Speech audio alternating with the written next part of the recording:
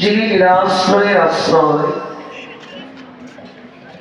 ব্রহ্মা যাকে কোনদিন ব্রহ্ম জ্ঞানে লাভ করতে পারে না, যদি যোগ সাধনার বলে কখনো তার দুটো চরণ পদ্ম পায় না, তপস্বী যারে হাজার বৎসর তপস্যা করে যার করুণা পায় না, সে আর বিরিঞ্চি বাঞ্ছিত কৃষ্ণ নাম। আর রাধা কৃষ্ণ দুই মিলে এক হয়ে এই নদিয়া নবদ্বীপের মাঝে উদয় হয়েছে সচ্চেরানন্দ বিগ্রহ। অনাদিনাদি গোবিন্দ যিনি সর্বকারণের কারণ। বাবা, এই গৌর হরি তার ভুবন ভোলান রূপের সঙ্গে, জগৎ পাগল করা মূর্তির সঙ্গে গৌর রূপের তুলনা দিলেন নদিয়ার নাগরে। দামিনী দাম দামনুরুচি দর্শনে দূরে গিয়েও দরপকদা নীল গগনটা যখন ঘন কাল মেঘে রেখে যান, এই জগৎ সংসার যখন অন্ধকারে ছেয়ে যায়, এই অন্ধকার জগৎকে দুই এক সেকেন্ডের জন্য যে আলো দেয়, সে হলো এই গগনমণ্ডলের বিদ্যুৎ। দাম শব্দের অর্থ হচ্ছে মালা। গৌর রূপের তুলনা দিচ্ছে ওই বিদ্যুতে, বিদ্যুৎ মালার সঙ্গে। তবে নদে না করি গৌর রূপের তুলনা দিল বটে, তবে গৌর রূপের তুলনা হলো না। কেন? দেখবে ওই গগনে যখন বিদ্যুতের আলো দেয়, 2 সেকেন্ডের জন্য 1 সেকেন্ডের জন্য জগৎ সংসার আলোকিত হয়। ওই বিদ্যুতের আলো যে ঘরটা বন্ধ করা, ওই বন্ধ ঘরের মধ্যে কিন্তু বিদ্যুতের আলো পৌঁছতে পারে না। তাহলে আকাশের বিদ্যুৎ এই বাহিরের জগৎটা আলো করতে পারে, ভেতরের জগৎ পারে না। মহাজন বললে আমাদের এই দেহ ঘরটা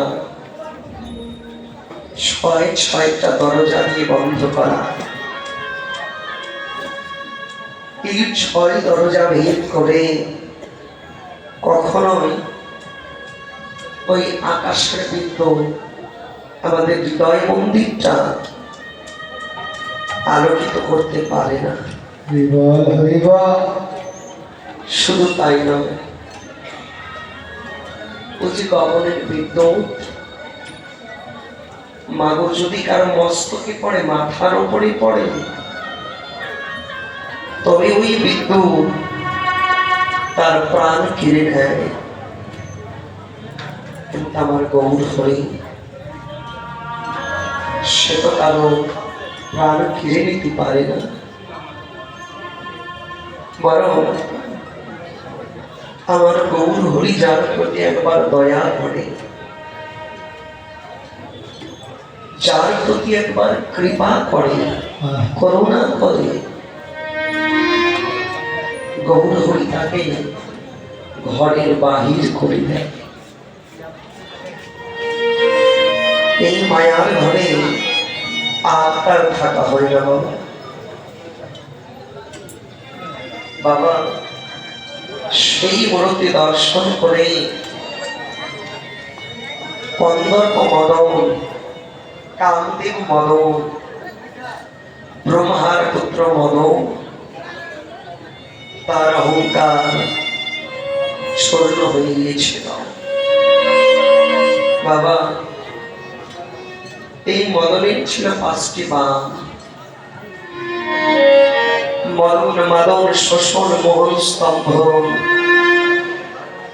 এক এক করে নিজের পিতা ব্রহ্মার বুকে যখন বাণ নিক্ষেপ করল, মদনের বামে জর্জরিত হয়ে নিজ কন্যা সন্ধ্যার সংগ্রাম নষ্ট করতে গেল। আরেকটি বাণ নিক্ষেপ করলেন স্বর্গের রাজা দেবরাজ ইন্দ্রের বুকে। ইন্দ্র কি করল? নিজে গুরুমা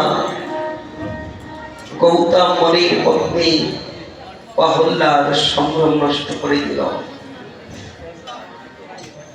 আরেকটি বাণ নিক্ষেপ করল পঞ্চানন ভোলানাথের মুখে। আরেকটি বাণ নিক্ষেপ করল চন্দ্রদেবের বুকে। 4টি বাণ শেষ।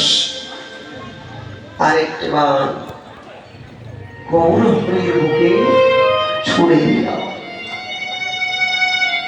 ওই কামের বাণ যখন গৌরীর বুকে গিয়ে বিঁধল, বাবা বিঁধবে কি করে? ওই বাণটা একটা পুষ্প মাল্য হয়ে গৌরের গলায় গিয়ে পড়ল। সে মদনের দর্প চূর্ণ হলো আমার গৌরে ভুবন ভোলানো জগৎ পাগল করা মূর্তি দেখে। তাজ নদিয়া কোন একজন ভাগ্যবতী গৌরপ্রিয় সেনাগরী বেদি অবস্থানে পারে সাজের বেলায় গিয়েছিল গঙ্গার কুলে জল ভরতে। যখনই জল ভরতে গেল, দূর থেকে লক্ষ্য করলে আজ যেন বাবা ওই গঙ্গার কুলে আগুন লেগেছে। তাও দাও করে জল জল করে মনে হয় গঙ্গার জল পুরি ছাই হয়ে যাচ্ছে।